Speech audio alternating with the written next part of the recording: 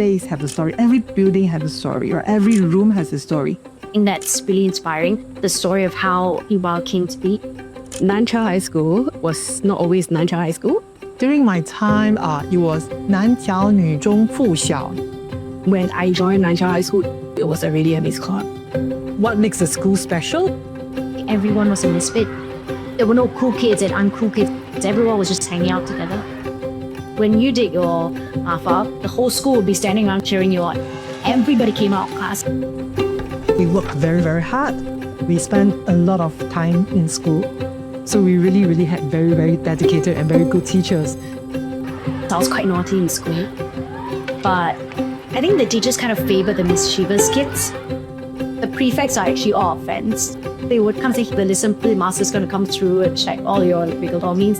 Everybody would take out their stuff, rush downstairs, read to the canteen until... From my time until now, it looks pretty much the same. Where Artichoke was our technical lab. The bookstore was actually in the store of where Couture is. New Bahru is in an old space, yet it is totally refreshed. Coming back, the feeling felt different. Having it as what it is right now, a creative hub, makes me feel like I really came full circle. It's good that we retain these spaces and tell the stories. I hope that people can see that old spaces like Nantel can have new life. I think that's really powerful.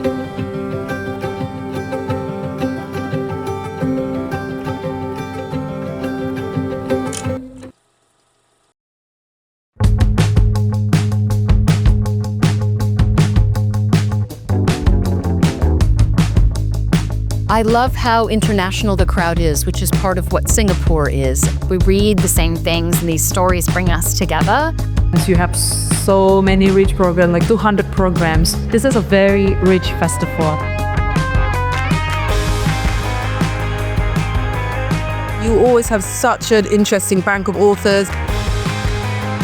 You know, Singapore gets authors from all over the world as well.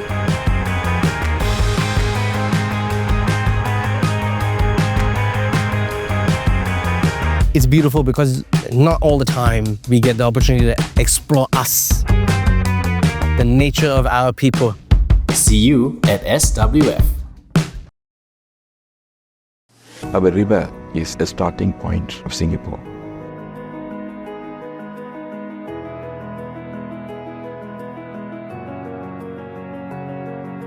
The river itself, they have so many boats back to back in low tide, not moving will be there. During the low tide, that will be a stench. We all get used to it. But when the high tide comes in, the smell goes off. Then they started cleaning the river. They cleaned it up. Now it looks really beautiful. At the moment, the focus has changed. The river is clean. You have preserved the place. Architecturally, the buildings are very good. It's a thriving place for people to come and enjoy themselves. Not only the people, but also the tourists. You must understand these people who are working on the boat. They work very, very hard. Sometimes they may even sleep on the boat itself. But we all respected them. They were quite in their own way dignified. They did a marvelous thing for Singapore. In fact, they were the backbone of Singapore's economy to a certain extent. It is a remarkable thing, it's a remarkable feat to have the river cleaned so that the modern Singapore will emerge from that. When you come to Singapore now, everyone says it's very neat, very clean, very green.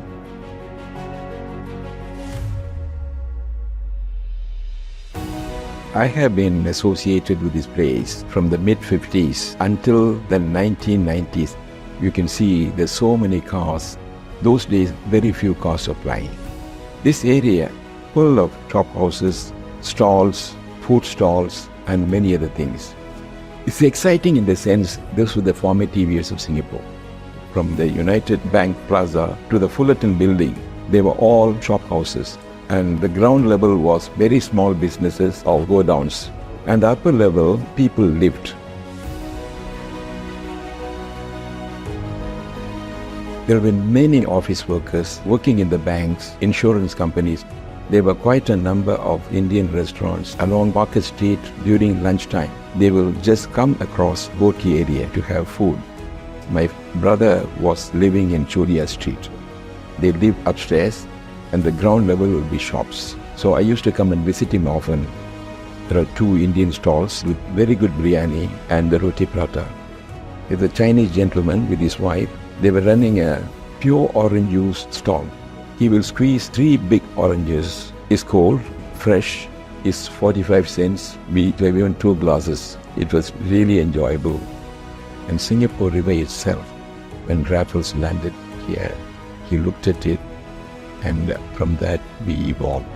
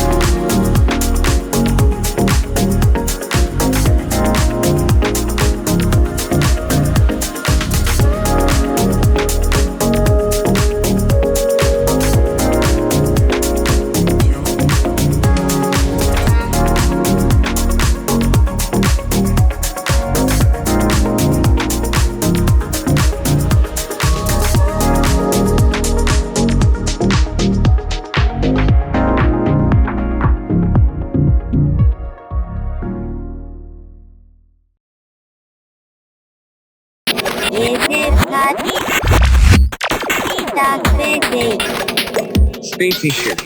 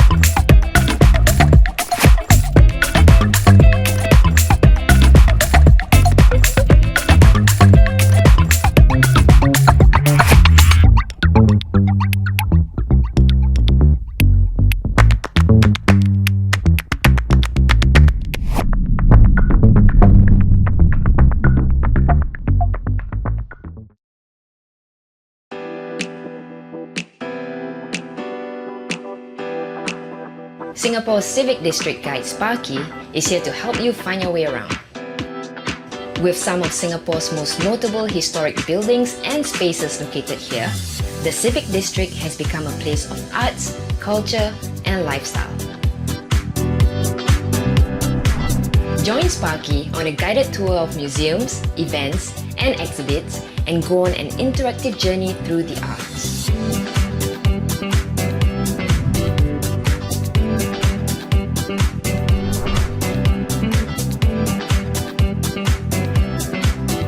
Embark on an adventure with Sparky and learn fun facts as you discover public artworks nestled amongst the skyscrapers and national monuments.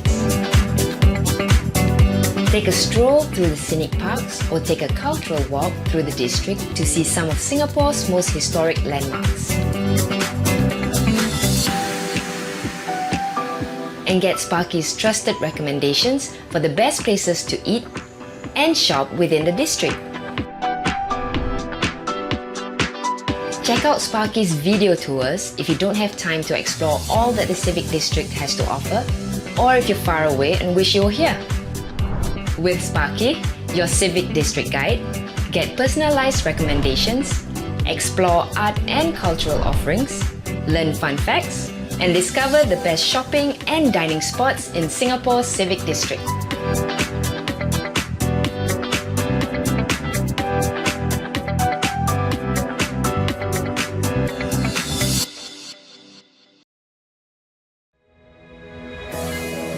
Come experience Singapore's Civic District as you hop from site to site on one of Singapore's sidecars. Take a ride in a hand-restored vintage Vespa sidecar and experience Singapore's sights, sounds, and flavors up close.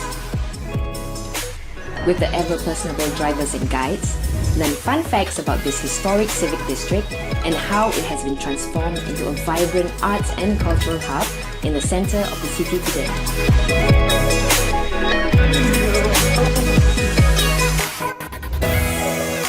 Take in the splendor of this historical quarter that is home to gazetted monuments, world-class museums, and art centers. It's a one-of-a-kind tour. Come experience the Civic District in a fun way.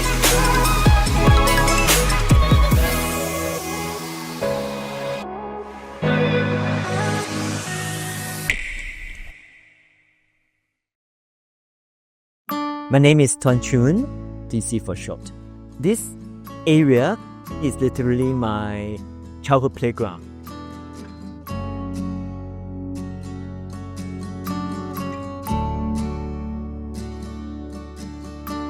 My mom will always bring me and my siblings to visit my grandmother almost every weekend.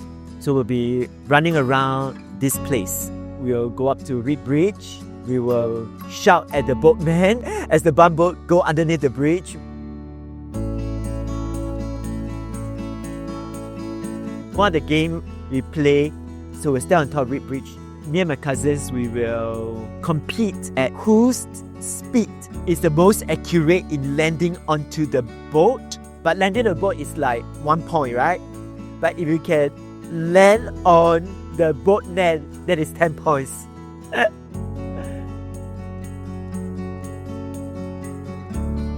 So there are street operas, usually happen when there's temple celebrations.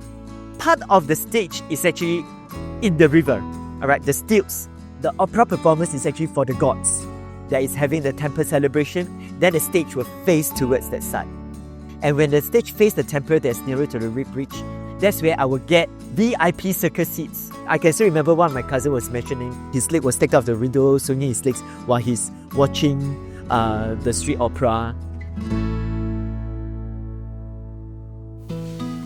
Besides being a public toilet, it's also like a landmark.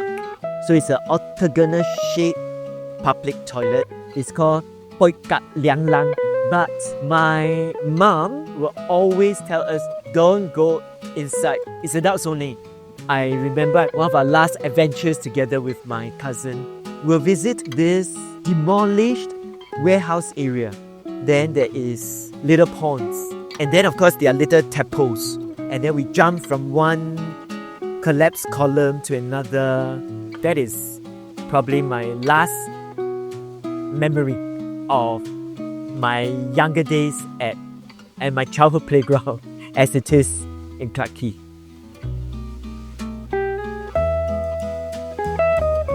Frankly, I feel very happy that my grandmother's block are being conserved. At least the facade I kept. For me to continue to tell stories, the Singapore River is a good starting point for me to tell the foreign visitors the beginnings of the Singapore story. It will always remain my childhood playground.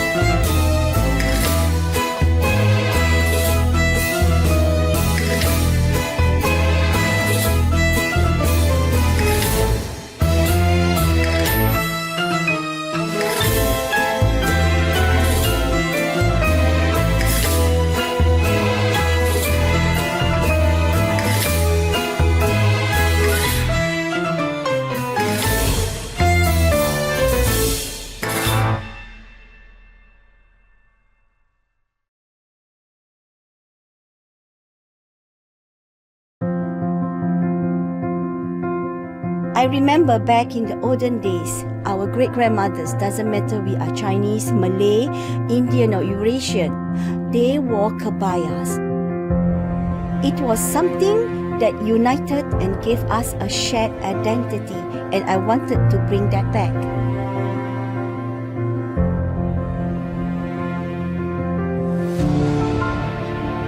Kebaya by Ratiana is located along the bustling Busra Street, which is home to the historic Masjid Sultan.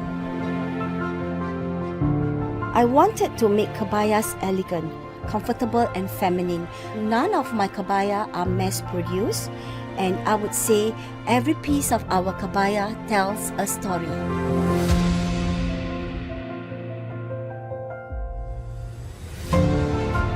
There's a lot of history in Kampung Glam.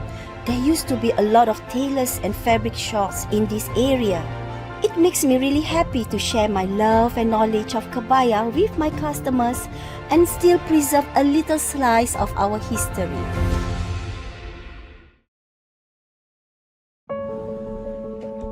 My family's history is deeply embedded within Kampung Glam. My maternal grandfather, whom I was very close to, was a Dutch-trained diamond cutter who came and traded in Baghdad Street. And my paternal grandfather, who hailed from Sumatra, used to run a nasi padang stall around here. It felt right that I started my own business here too.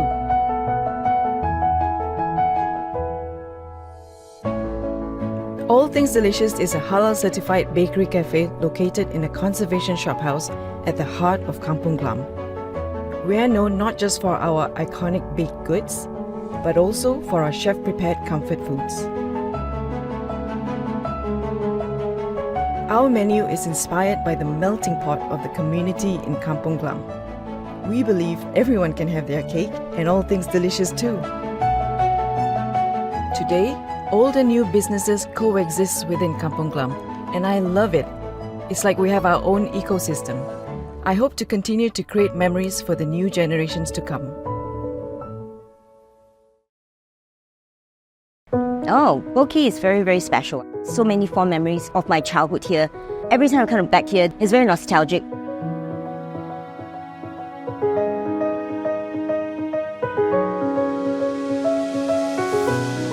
My dad used to own a shop house, pretty much exactly where we're sitting on right now. And the shop house on top of it was where my grandmother lived. So I spent a lot of time here as a child. It brings back a lot of old memories, all the fun times, especially the Singapore River. Used to swim inside. Yeah. During the Lantern Fest, we used to tie a string from this side to the other side of the river and we'll hang lanterns. Yeah. Then we'll swim, then we'll have parties by the river. Tony was a very playful boy. He was a very playful boy. Yeah, we'll wait for the bump boat, then we'll hold to the tire and follow it all the way out. We used to play with fireworks along the river, and during Chinese New Year, we'll take those crackers and put in between the oranges. Then we just light it and throw into the middle of the river.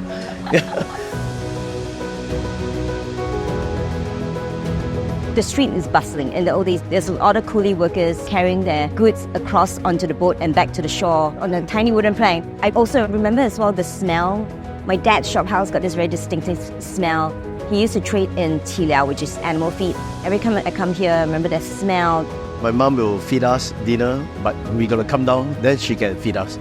So we'll walk around the river. She'll bring one bowl with a spoon, feed us along the river. Then at night time, you'll see a lot of uncles and aunties. They'll sit down there and chit-chat and drink tea, some drink alcohol. Mom would take us quite often to the temple across the river. For me as a little girl, I was always a little bit scared because it's very dark. My mom would go and do offerings and sometimes seek advice from the mediums. In the early 90s, when they start to clean up the Singapore River, they stop all the bumboats from coming in. It used to be full of bumboats, live activities, but right now it's just a quiet river. It's mixed emotions, it's got to be done. We can't keep living in the past, but definitely there's that sadness. What was Boat Quay before? The community, the people, is gone. It's very important that the younger generation realize how historical and important this part of Boat Quay is. And it was in the old days as a hub for a trade. I don't think the younger people realize that communities and families used to live here in the old days. 2 years ago, we bought my kids and my mom, my sister, my brothers. We came over here, then we walked around the river to explain to them where this used to be. It's a beautiful part of Singapore, the river. It's always nice to sit on this riverside and enjoy the view of the river.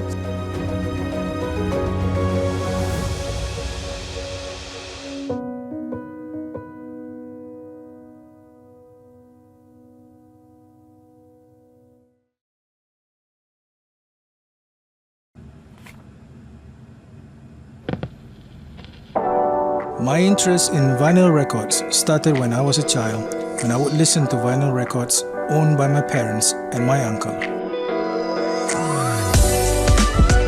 Mostar Records owns a record store, an independent record label, and a vinyl record pressing label. We are the authorized dealer and the distribution hub in Asia for Third Man Records, which is owned by Jack White from the White Stripes. For the store, I wanted it to be an intimate and welcoming place for people to explore and experience music on vinyl. In 2017, we took the plunge and started our own label to discover and represent local and overseas musicians. We had been releasing our own vinyl records for the past 2 years. Mostar Records is an extension of myself, where I share my passion and experience in this industry. It's a place where musicians can come and perform, where vinyl collectors can indulge in their hobby, and where music enthusiasts can discover new genres of music.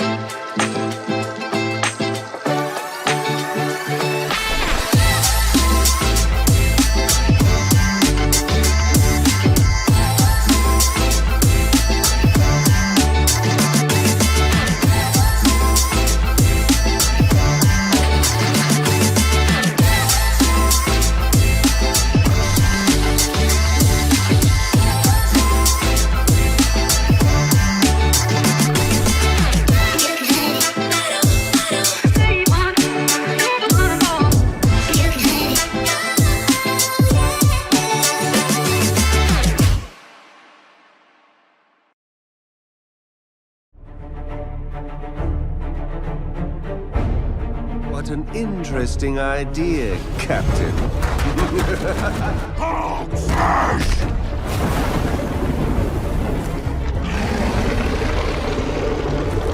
Eat plasma, you one-eyed uglies!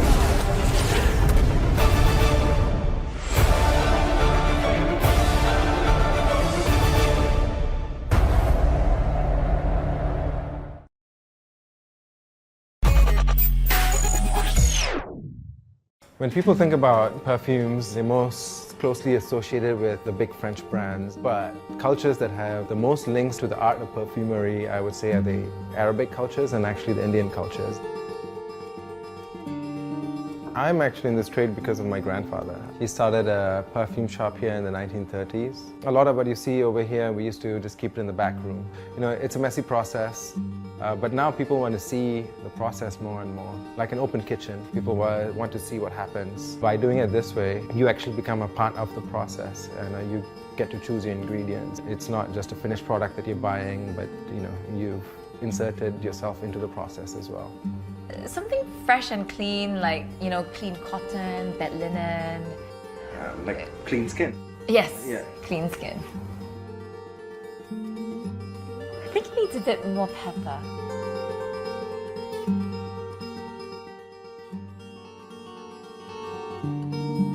Bottle it up for me, please.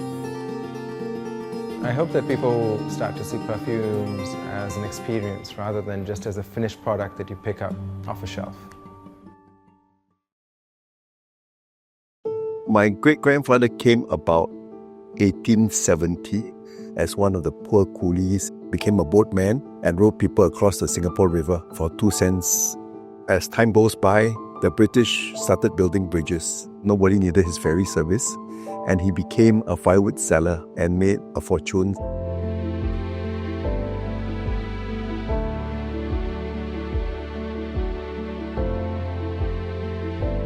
My name is Eileen Lu. My birth address on my birth cert is number 25, Jakim Street, which I believe is just 100 meters away from where we are sitting now. Both my paternal and maternal families, they are all staying in the street. So we're kind of like people from this little kampong we have here. During high tide, we have little fish. So I used to catch little fish. In my memory, Singapore River was a lot of life because my uncle, he was working there. Sometimes he'll bring home some goods from the ship, like Magnolia packet milk. They were like a luxurious treat those days. Every year, somewhere near Chinese New Year, the ground floor of the house would be flooded. But it was fun because we just take it as a swimming pool. I like to come by the river, watch the workmen bring their goods on and off the boats. One of the household sold my favorite Hokkien snack. It's called Wah Kueh. And my grandmother would actually come here and she'll bring it home for me to eat because this was my favorite.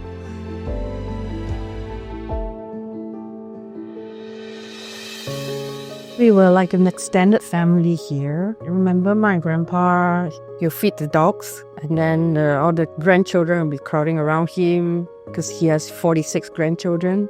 This is how big the maternal side of the family is. We had a deity, Tua Pek Kong. This thing came floating on the river, and then the people in our kampong picked it up, and then it became the deity that we all worship. They used to celebrate the Tua Pek Kong's birthday. Then there will be prayers, then there will be dinners. That's like a huge celebration. Robertson Quay is just further up. I was living on top of the hill. I would sometimes coast down on my bicycle, and that's where I go and buy my little sweet and gamble. The whole river was looking very rundown, and it's rough and tough, people working, very rowdy, really, really full of life. The reminiscence, the real spirit and the life of the river.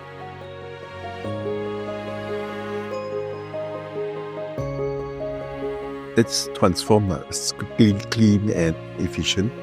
But I think what's missing is the old kampung spirit. I was working for an American company along Magazine Road. And sometimes, you're so bothered with work, you need to relax. My place of relaxation by the river. So this whole stretch of the road is very different from what I remember. This tree warehouse kind of like pinpoint the exact location where our house used to be. so we could still remember the childhood that we spent here.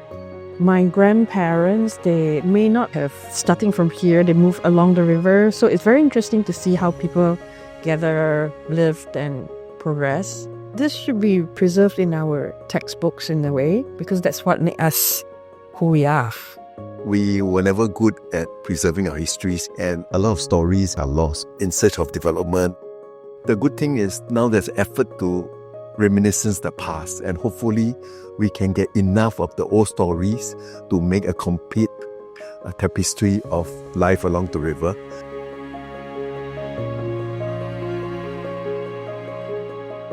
The river, where my life begins, basically. Family, extended family, our culture and heritage, which I'm pretty proud of. This is where my family started life. My great-grandfather came, and this is where he eked out a living and provided for us. And because of his hard work and his tenacity to survive, we are now settled in Singapore. Without his hard work and his struggle, there wouldn't be me here telling a story of our past. It wasn't called a river of life for nothing. Things come in, goods unloaded at the bustling river. Stories start from there. Stories of it, lives around it, how we've come this long way to become where we are today.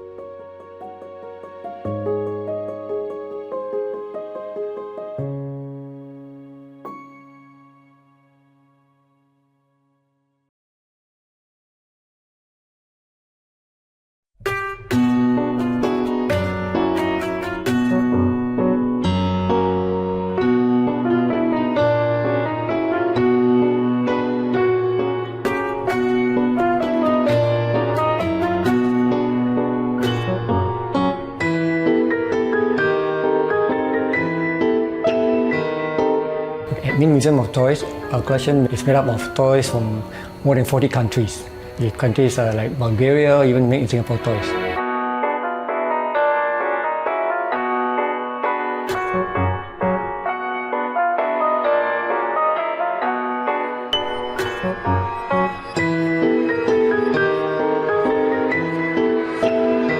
We have no windows in this museum, and the huge facade behind is to protect from the harmful rays of the sunlight, because our toys are all in mint or near mint condition.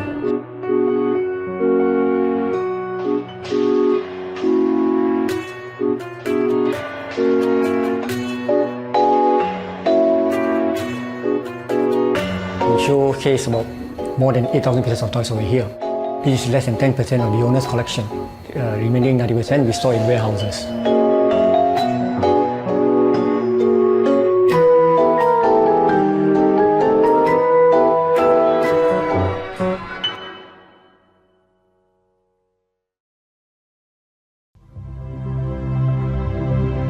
A famous freediver once said that scuba divers dive to look around and freedivers dive to look within, and that really spoke to me. I went to Hawaii, the big island of Kona, and I tried just diving off of shore. All of a sudden, I could hear the humpbacks offshore. So loudly, they was reverberating in my chest. You couldn't hear them from the surface, and you wouldn't have been able to hear them if you were scuba diving. And so I thought, oh wow, this is really amazing. You get these incredible experiences. I should try this. And so that's where I started. I'm Chris. I would describe myself as being post-corporate. I used to work for a company, and now I'm doing things for myself. Freediving can change someone's life, and has changed my life. It is a mind-body discipline. It opens up experiences that are not available to everybody. In fact, only a tiny fraction of the world will ever be able to experience the things that you can see and feel while you're freediving.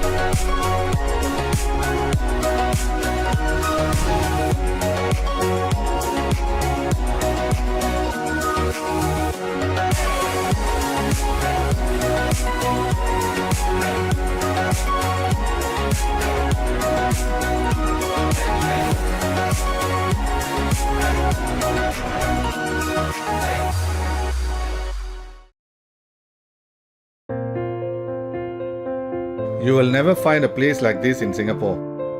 Even though this place is constantly changing, the kampung spirit lives on.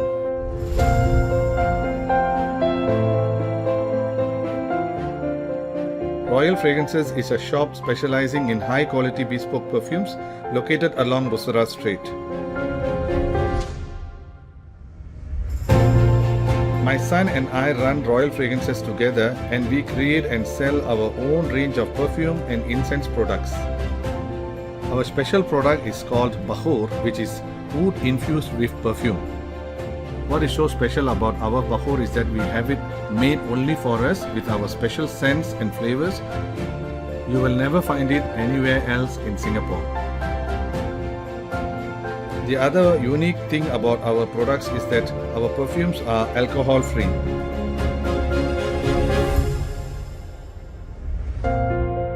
Like Royal Fragrances, many of the businesses around here have been here for a very long time.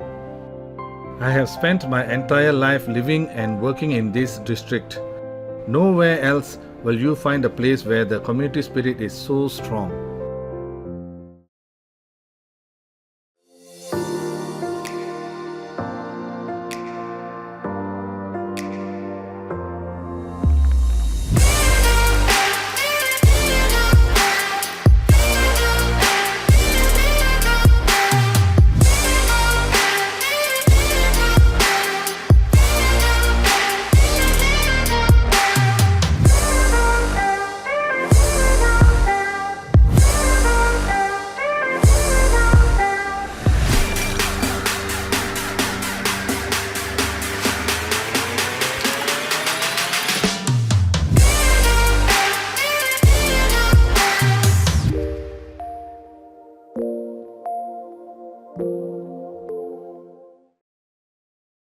The Singapore River to me is life because I grew up near Singapore River, and after 70 over years, I'm still in touch with the river.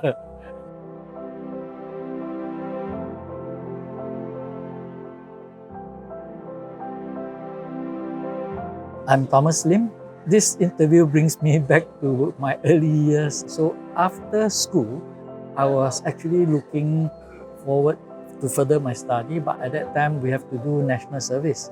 So that was when I joined the custom way back in 1971.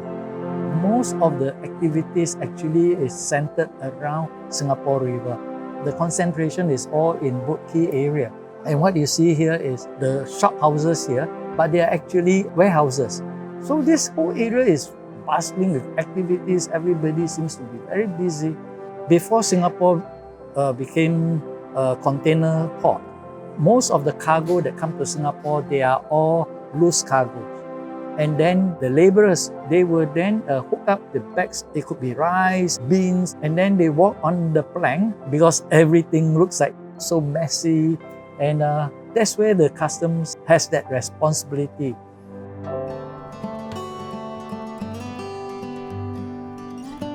I just hop off the custom boat and we will get our night snacks from the hawkers along the riverbank. Some of you may remember for the older generation at the foot of the 5 trees. So opposite the Fullerton Hotel, between the Cabinet Bridge and the Anderson Bridge, at the foot of the 5 trees. And they actually have very concrete benches where a lot of lovers, that is their meeting point. You know, from our speedboat, we have the searchlight. I'll shine the searchlight at them, and then you see them all jumping out. But it was a little bit of fun. So I still remember on one of those days, we were chasing after a Taiwanese fishing boat. When I was given the signal to jump, a wave came, and there I go. I was very lucky. I managed to float, and a lot of them say, the second is your last chance because the third, you will never come up.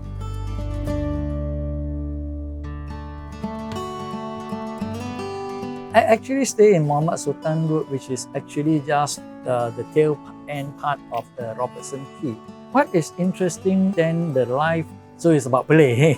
Together with my neighbors, we will run to Robertson Quay, and sometimes we find it so interesting, the coolies carrying cargo. There were quite a number of like cold storage. Some fruits were discarded. Sometimes we are lucky we get some fruits. For my granddad, at the back of our shophouse, we actually rent it out to hawkers where they sell chwee kueh, soya bean. We also provide the service of grinding the rice, grain, or the beans into liquid where they cook. Those days, we do not have refrigerators. So you can see that they help each other. For example, if somebody do not have a job, they will try to recommend them for odd job in one of the warehouses.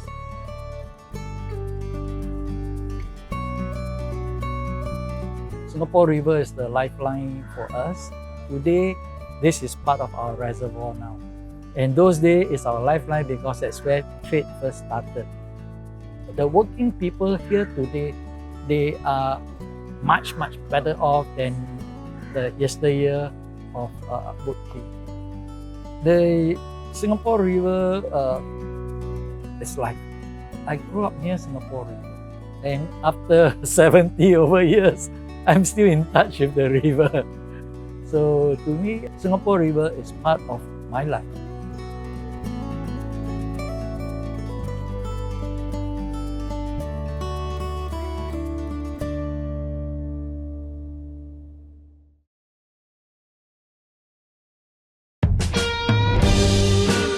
The name satay bar means 3 pieces of meat in Hokkien.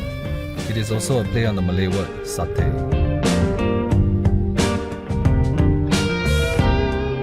Satay bar Yakitori serves BBQ and skewer food with a twist. Our restaurant is along Bali Lane, a popular snack spot in Kampong Glam. This place comes alive at night and has such a vibe. I was trained as an architect but found my passion in F&B instead. Without any prior experience in F&B, I spent 2 years under various BBQ and yakitori chefs to learn the trade from scratch. Although the hours are long and the job is physically demanding, I enjoy meeting people from all walks of life, and some have also become close friends of mine. This is a place for families, friends, colleagues to get together, enjoy a hearty meal, have a drink, and distress after a long day.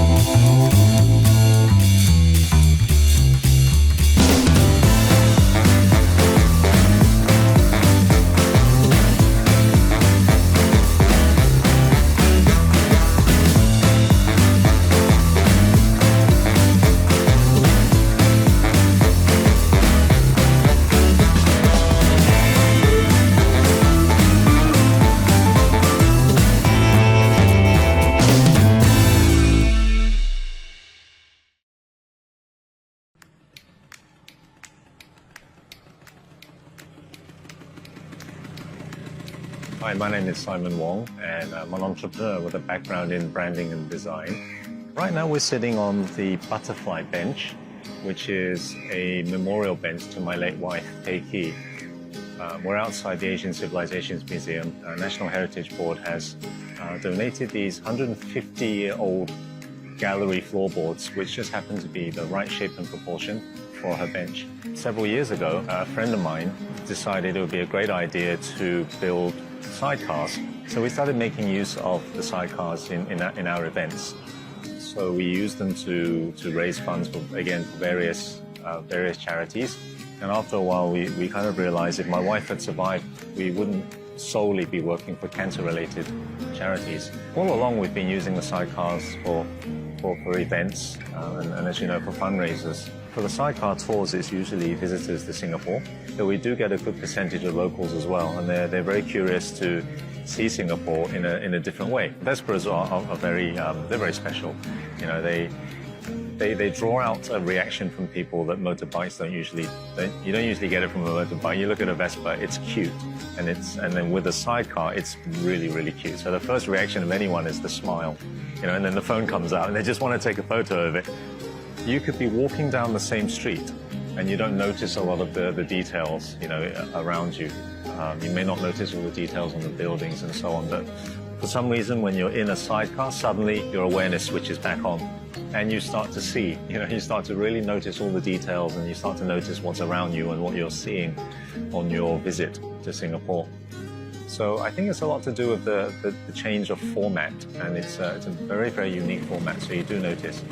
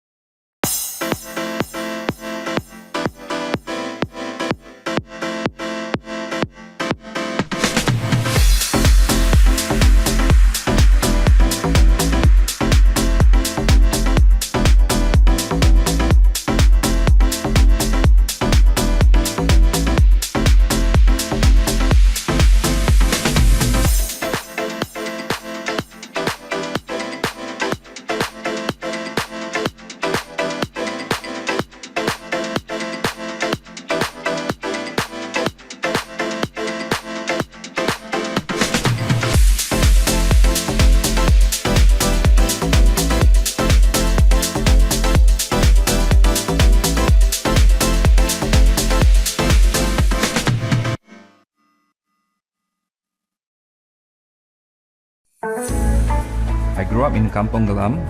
Back then, it was really a kampung. Everyone knows everyone. Each year, during Ramadan, the entire kampung will get together to take pictures in front of the Sultan Mosque after our 8 prayers.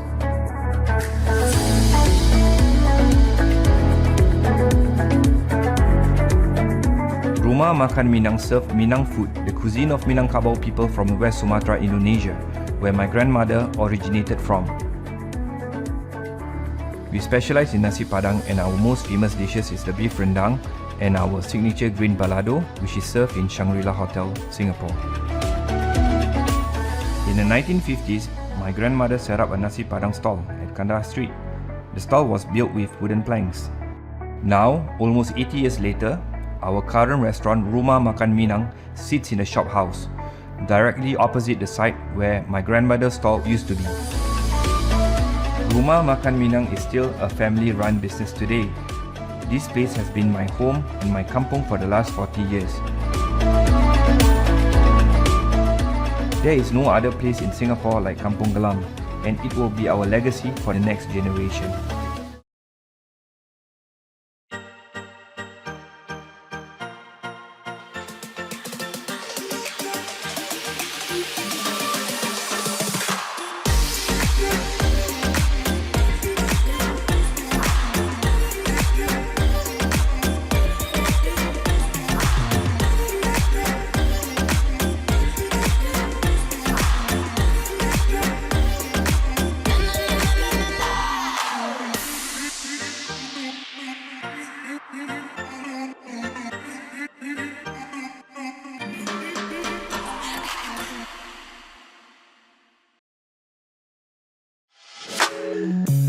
Maison Ikoku is a creative dining restaurant located along Kandahar Street that serves modern Japanese cuisine and bespoke cocktails.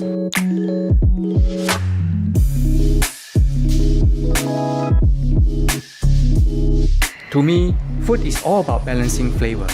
We're known for our omakase, creative maki, and handcraft sushi and sashimi.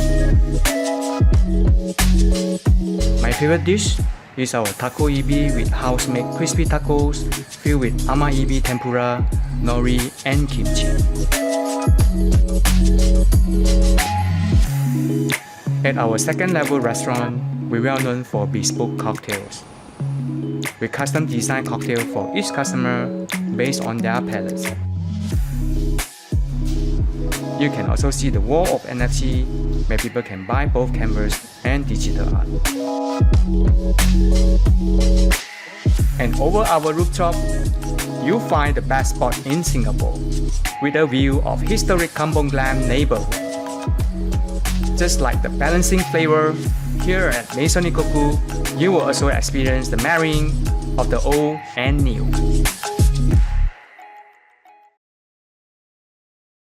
Singapore is an exciting hot pot of Chinese, Malay, and Indian cultures. And the best way to experience this diversity is fabulous. Oh wow. Boom. Beautiful. Insane food. Let's go eat.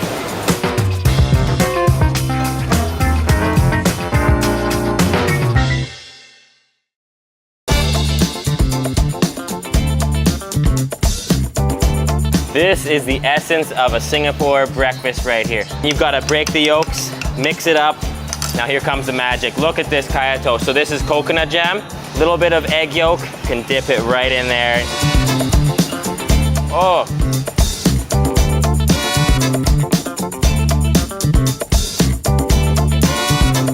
Wow, look at all the stuff in there. Just gonna dip this chicken murtabak into this spicy curry. Wow. Each bite is packed with flavor.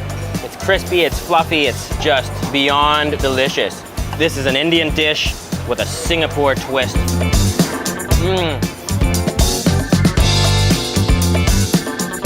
Look at this beautiful bowl. It's a creamy laksa broth with cockles, fish cakes, laka leaves, and a chili paste that you mix in. And we're gonna try it out. Oh wow, that's a flavor sensation. It's spicy, sweet, a little sour. The cockles give it this really nice fishy flavor. I'm in heaven.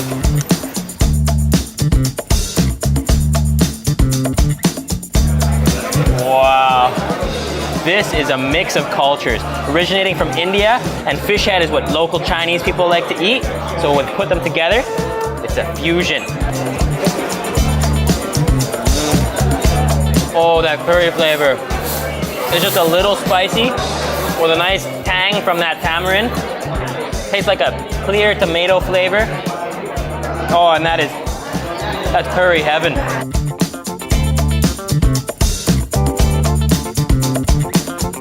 Hainanese chicken rice. You take a piece of this incredibly soft chicken.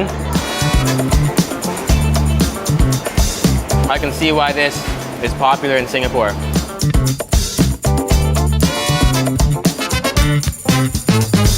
Chili crab, wow.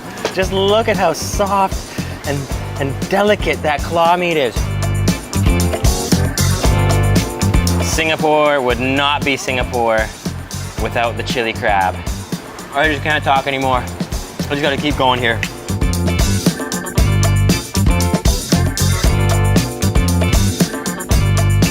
Look at all this durian here. That is a must-try, polarizing fruit in Singapore. You either love it or hate it. And for me, it's true love. It has a custardy, really sweet-like essence to it. Oh yeah, all sweet.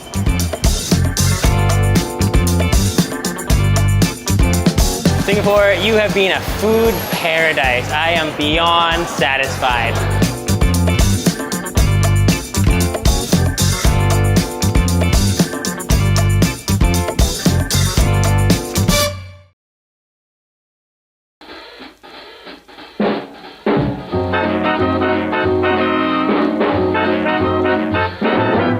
It all started from the day when my father passed me his old cameras, He got interest towards photography. So he said, okay, you want to continue photography, you want to take something, you can have it as my present. And that's the day I started. One of my cousin, he was an artist. The day once camera come in, all the painter who do realistic picture, the portrait picture, everybody lost their job. So based on his profession, cameras are their enemies. Then I said, okay, why don't we do something new? We accumulate all your enemies, put it at one place, and we do it in a unique way what others have not done it. Then he said, it's on, let's try, and that's how all it started.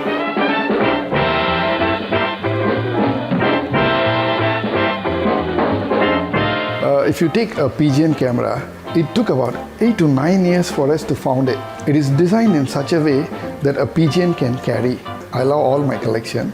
One is world's first button camera. About 100 years back, they can create such a unique thing. There is a button you can put in your coat and they can control it here. The button can open and take a picture for you. See how clever those days the spies were. If you talk about a unique piece, yeah, we do have a machine gun used by Japanese military in the World War II.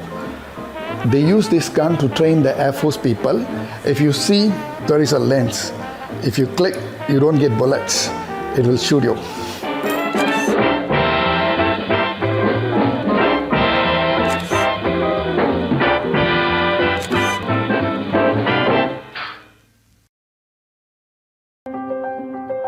I don't believe in a shortcut can make something good. Precious is one of my personal brands, and now I start to let it run by all my apprentices. My goal is to bring back the original, how to make a good suit, how real tailors must be. We use the best quality fabric, and also we are using the best interlining fabric. It takes about 8 weeks to finish a bespoke suit. After taking measurement, we will start to do the pattern drafting. 1 or 2 fitting sessions will be done, and after revising the draft, it will take us almost 80 hours to finish the jacket by hand. We're trying to get something reach to the customer demand and request what he wants. So in the whole processing, the customer can enjoy very personalized service.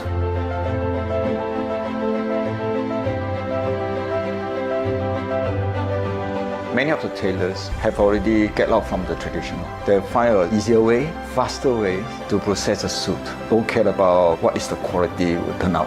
Nowadays, not many people are willing to carry on the craft. It requires a lot of time and effort. I found that tailoring is what interested me the most. In fact, I love the traditional craftsmanship, so I don't wish the craft to die. We don't believe shortcut can get a good suit. So every steps you are follow exactly. So that's my idea to start the precious.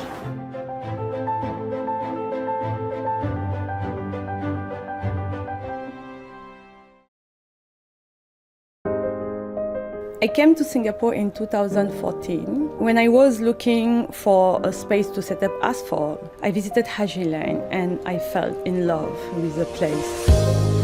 Kampong Glam for me has such a vibe and I love the interesting mix of people and life here.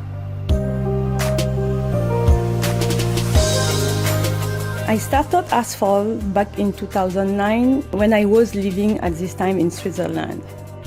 Asphalt is a sustainable fashion brand. We do not produce fabrics. Instead, we use fabrics that have been discarded by the fashion world. We try to source locally and we work directly with craftsmen and women who specialize in embroidery, in beading, weaving or dyeing. This way, we ensure they are paid the right price for their work. Each of our pieces is handmade and are one of a kind. As a French Senegalese, we grew up in a culture where we made our own clothes. I remember shopping for fabrics and designing my own clothes.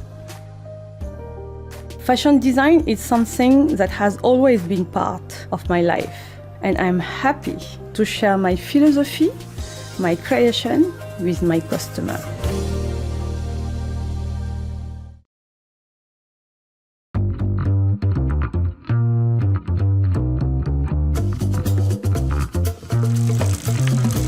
Man, that looks Instagrammable.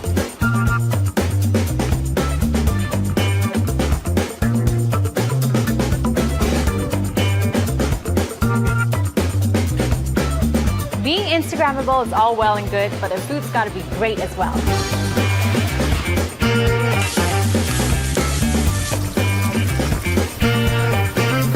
Here we have the cauliflower furikake, which smells super enticing. I can't wait to dig in. Vegetables never tasted so good. Got the grilled portobello salad right in front of me, and I can't wait to tuck in. Here's the eggs Benedict, and the eggs are the best in Singapore. Organic grade A eggs. Oh, check that out. Check this out, you've got a whole soft shell crab to yourself. No wonder it's a bestseller. There's no better combination than waffles, chicken, watermelon, and maple syrup. Nice coffee flavor, and you see the color change as you drink it. Really fun stuff. Here's the Bruzy Sedap Chendol milkshake. That kick of rum at the end. I'm a fan of this.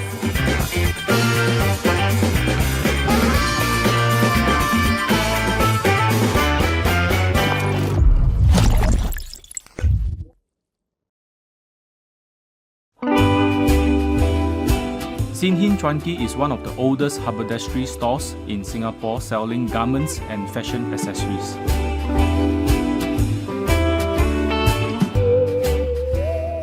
In the 1960s, my grandfather was a salesman who would cycle across town to visit customers around the area. He registered the business in 1974 and our family has been running the business ever since. We have thousands of products and we have been told that a visit to the store feels like a kid going into the candy shop.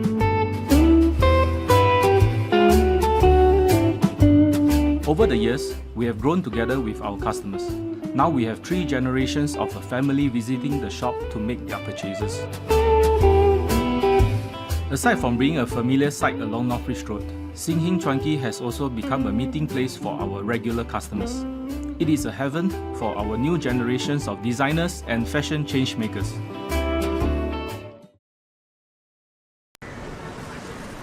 Not much longer now, Raph. We just Please, need to grab a dress, no shoes, more sunglasses, shopping. and a jacket. Hello? Wanna escape? Where?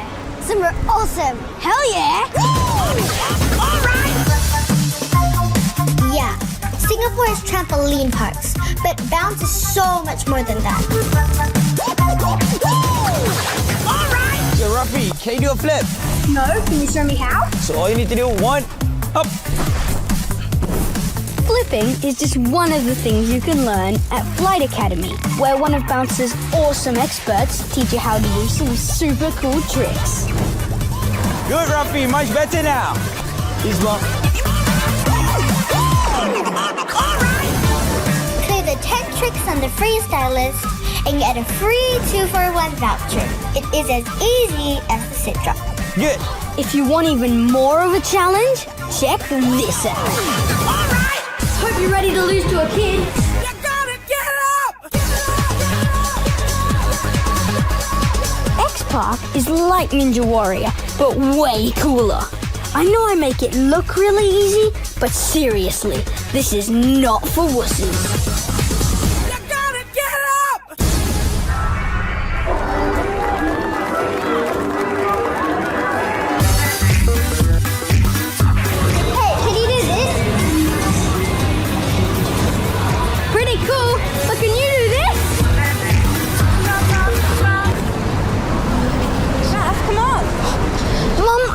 To do some shopping, but can we take a break for just an hour? I know this great place. They do Aussie coffee. It's just around the corner.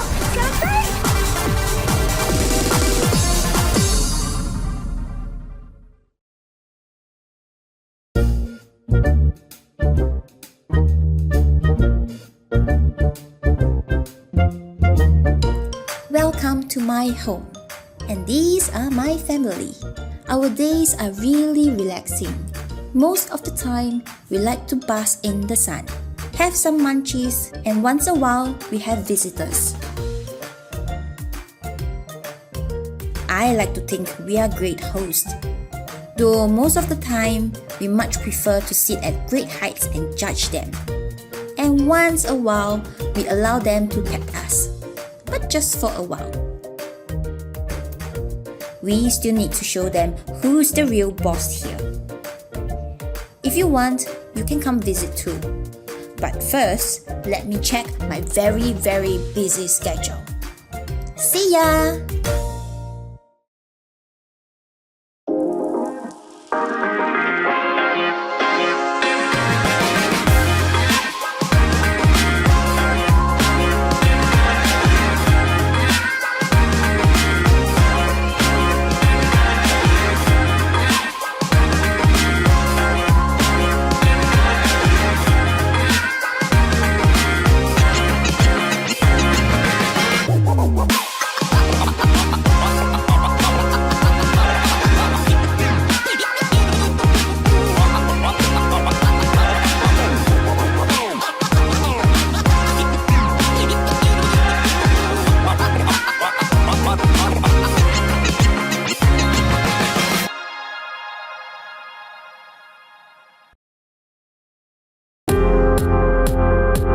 Sky bar, as the sun goes down and the lights come on, you want to give people an experience.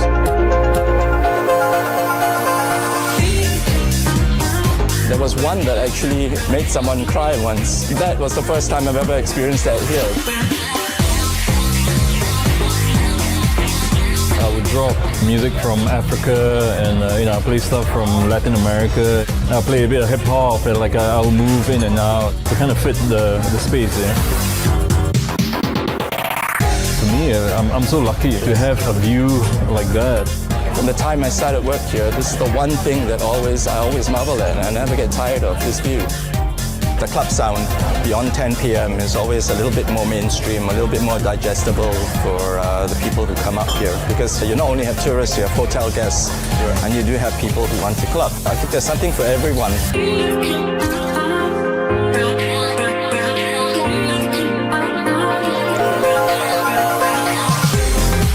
I had a lot of good comments from the crowd. Everyone's like, oh, it's really cool to hear music from my country, and C'est La Vie being quite an international destination.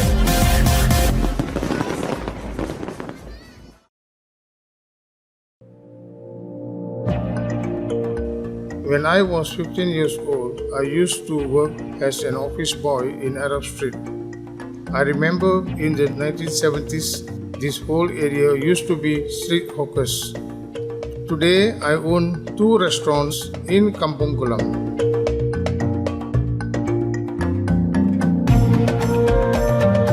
Nazreen is a Turkish restaurant that I started in 2012. We serve authentic Turkish cuisine.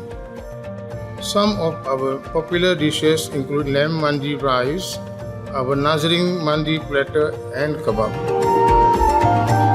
Our meat is prepared and marinated overnight, usually for more than 12 hours before they are barbecued and served fresh the next day. Another popular item is the baklava, which is a traditional Turkish pastry dessert. We hand make more than 100 pieces each day. It is amazing how much of my personal history is tied to this area. From the time I was a young boy till now, and even for the future, Kampung Glam will always be a place I call home.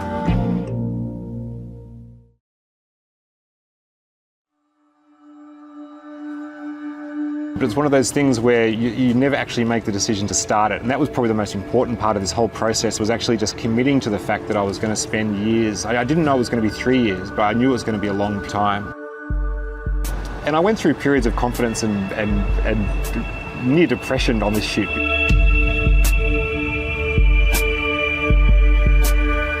If you look at something for so long and you spend so much time working on it, you lose all confidence that it's going to be of interest to anybody else. So that's why I guess I was so excited when the film was released and people sort of appreciated the work that had gone into it. So it started to feel a bit more worthwhile again. And that it wasn't so much that I wanted to show off or show people the city growing. I think I actually wanted to see it myself. Singapore's got nowhere to grow. It's not like a lot of places in the world where cities sprawl and get bigger. In Singapore, things tend to get taken down before they get built up. It has to be creative in how it plans for development. And so for me, that's a story. It's like the modernisation of Singapore and just seeing it almost reinvent itself every few years. The way that I wanted to shoot it, I didn't just want to have permanent cameras which would create a very common time-lapse effect where you see a cloud that appears and a cloud that disappears. I wanted the whole film to flow organically.